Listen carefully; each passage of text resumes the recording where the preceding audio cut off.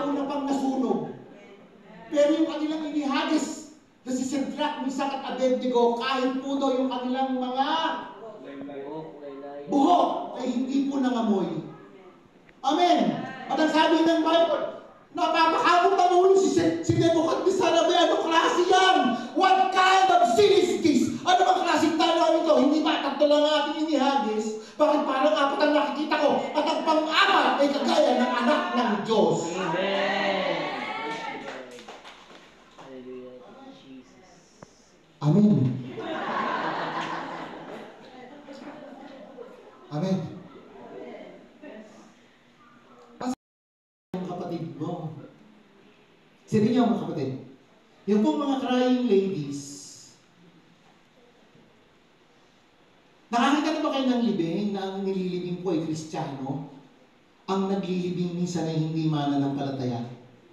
Ang tingin po ni Jesus, buhay yung inililibing, ang naglilibing kalansay.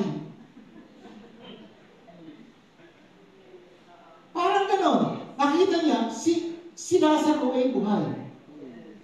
Pero alam niyo mga kapatid, 4 na araw ng si Lazarus ay nasa piling ng Panginoon.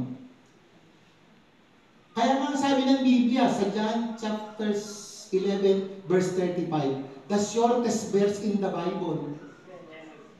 O baka sabihin hindi mo nabasa yun. Diba? The shortest verse in the Bible is 11:35. Jesus wept. Why? Because Jesus knew that Lazarus has already experiencing the glory of God in His presence. Nandun na po siya doon sa presensya ng kinakailangan pang pababain si Lazaro para lamang doon sa mga tao na hindi naniniwala na ang Diyos ay hindi nagbabago at bumabago at bumabago at bumubuhay ng mga patay. Kaya nga umiyak si Jesus. Babay pa niya.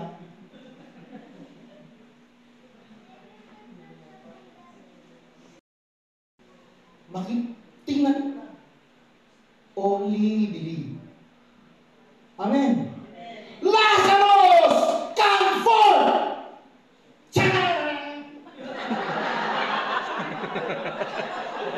Super pala.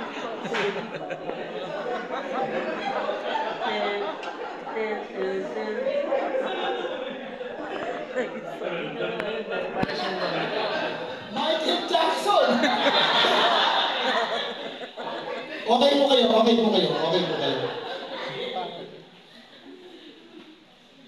Nakita po ng mga tao ang kauna-unahang Billie Jean King.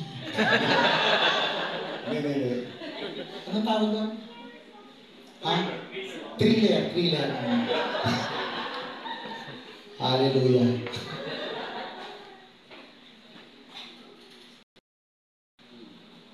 Amen.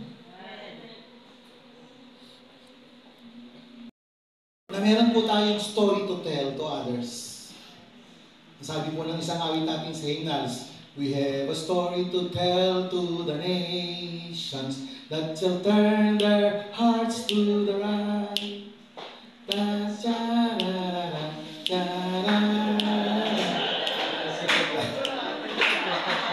Amen. Hindi po ako ganda umawit po ni Bishop John. Pero ang tanong po natin ngayong gabi, what this mean to me today? Amen. Anong katotohanan nito para sa akin ngayon? After I know who Christ and after I know who Christ is, how can I make Him known? Amen. Kaya pagpakilala natin sa mga tao. What does this mean to us today? Number 1,